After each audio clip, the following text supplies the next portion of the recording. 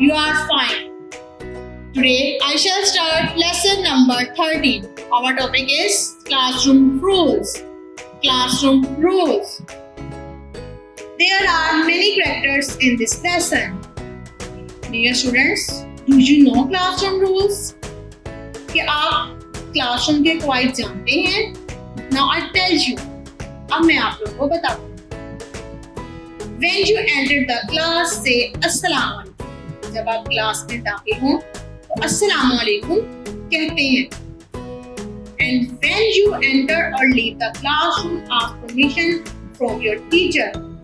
जब आप क्लासरूम में अंदर या बाहर जाते हैं तो आप अपने उस्ताद से इजाजत लेते हैं. He is Usman and she is a teacher. ये उस्मान है और ये उसकी टीचर है. He is Usman and she is a teacher. Let's start the lesson. Usman always follows the classroom rules. Usman हमेशा क्लासरूम के कवायद को मानता था. Usman comes to the class in time. Usman हमेशा क्लास में वक्त से आता है. Usman listens to the teacher carefully. Usman listens to the teacher carefully. Usman अपने उस्ताद को ध्यान से सुनता है. Usman raises his hand to speak first.